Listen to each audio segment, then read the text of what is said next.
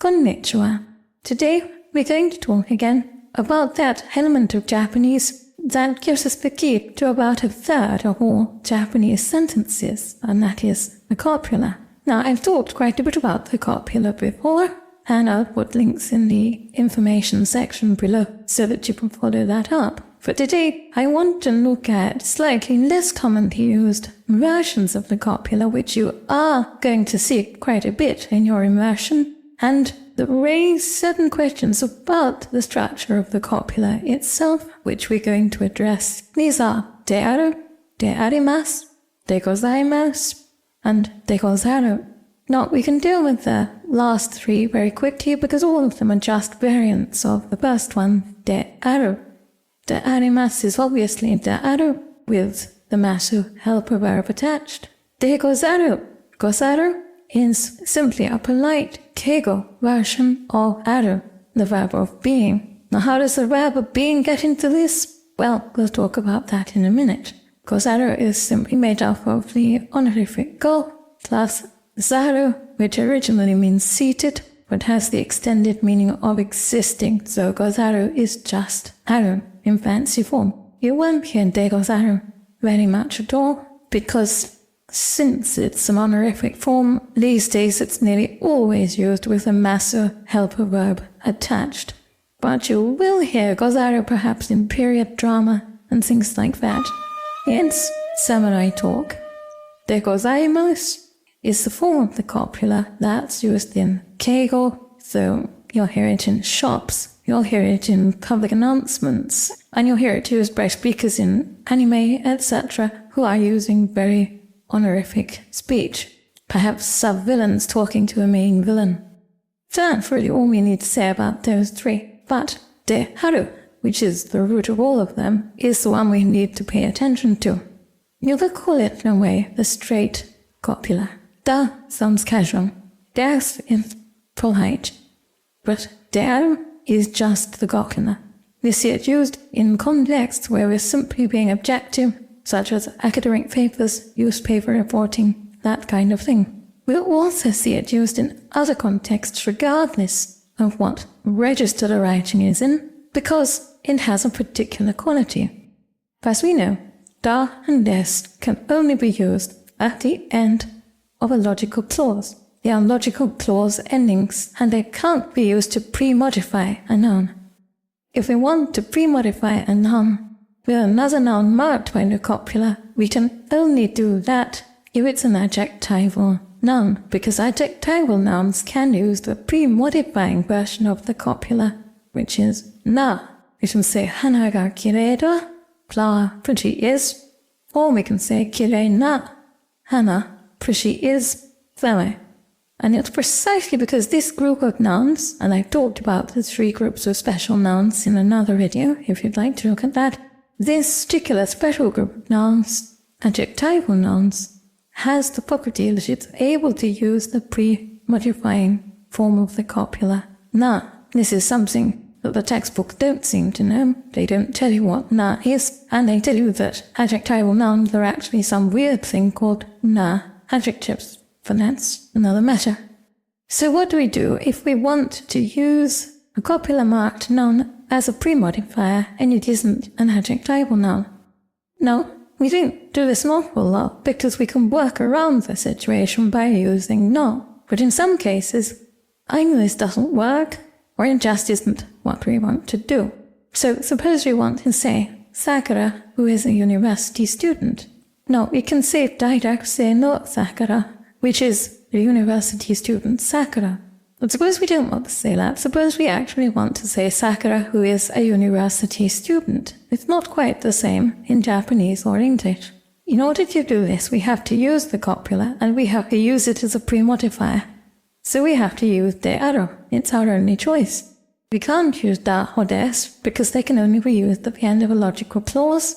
And we can't use na because daigakusei is not an adjectival noun.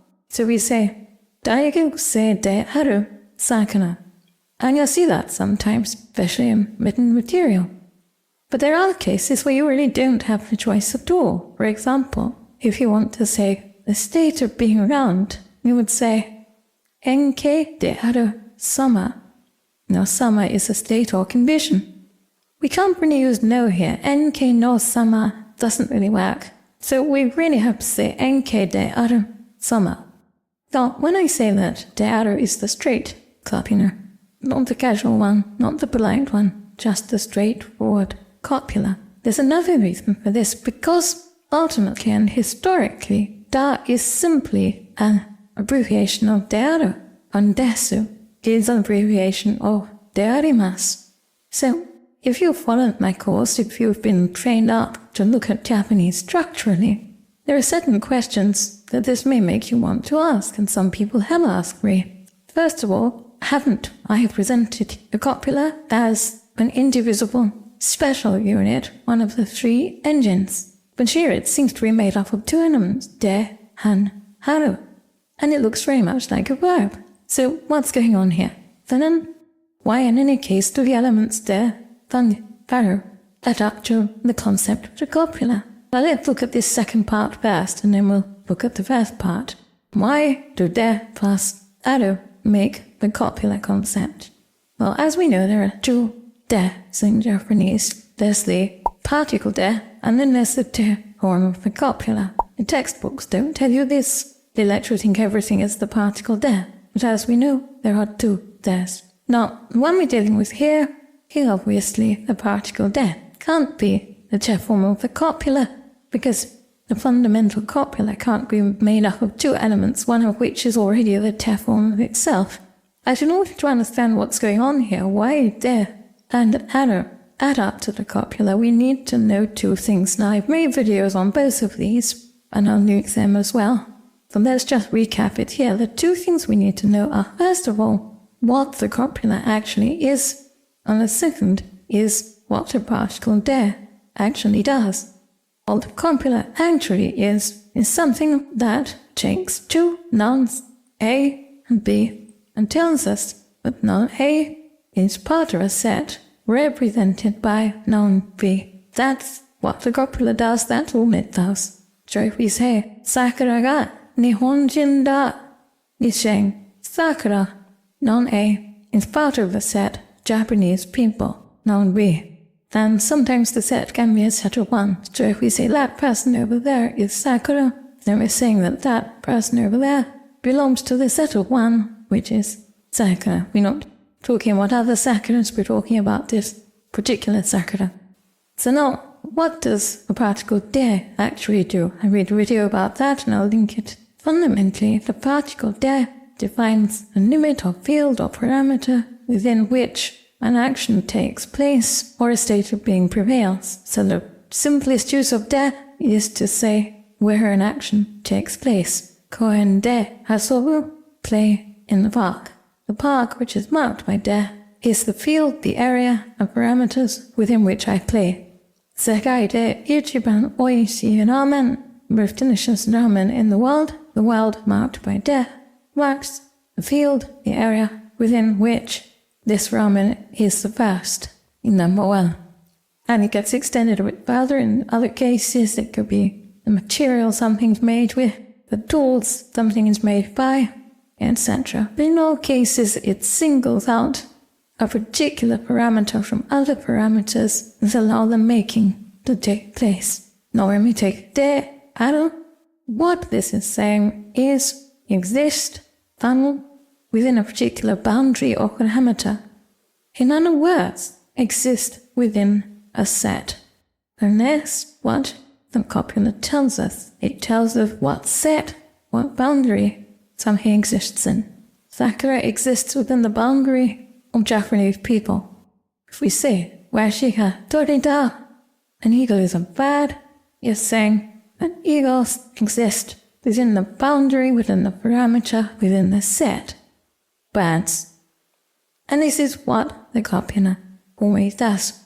So de aru is a very precise construction of the copula. So let's get to the second question. The second question is, does this mean that it isn't really an indivisible element of Japanese, one of the three engines? Or does it mean that it's a verb?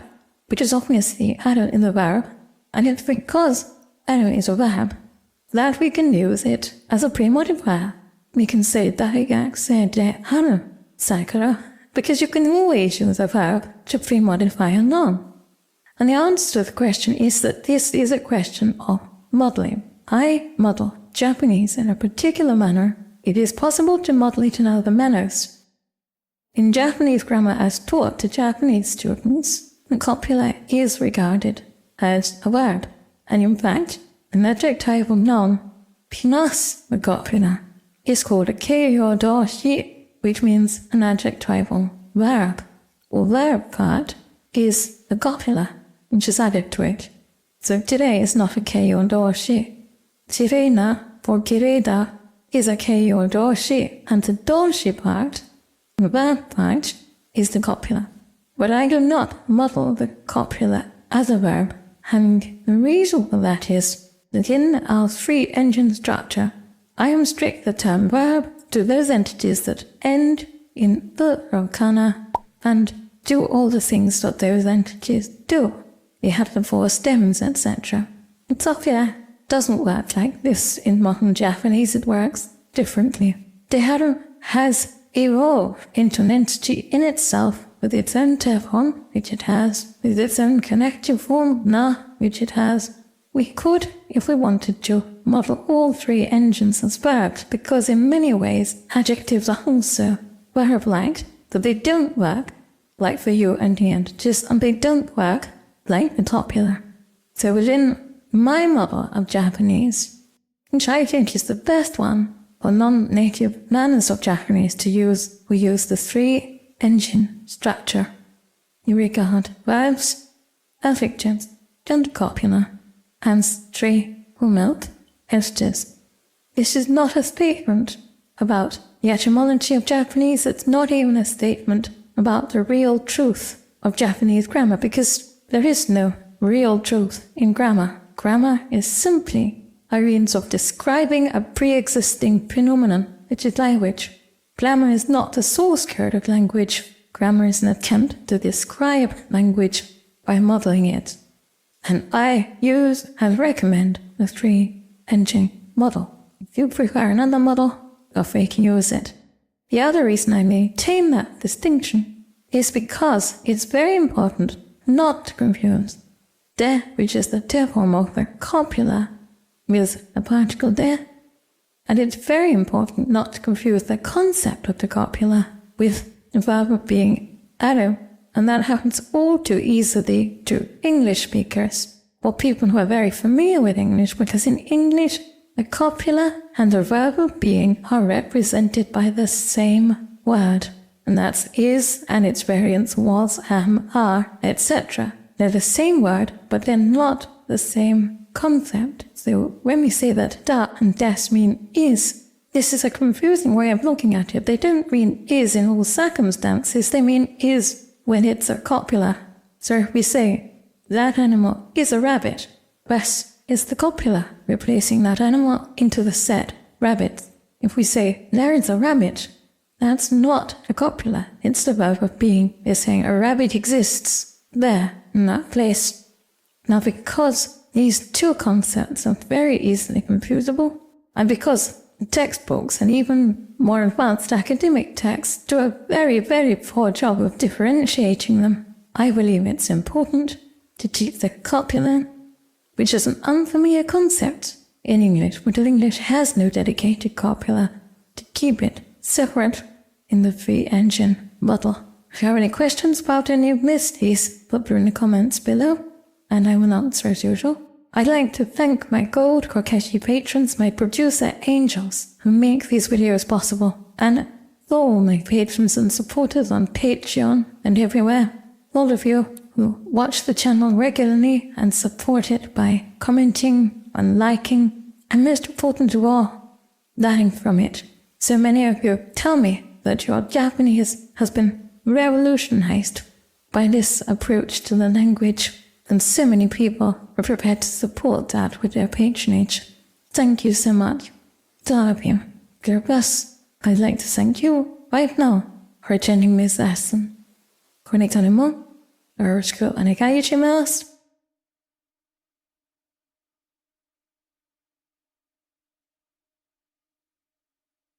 Class dismissed.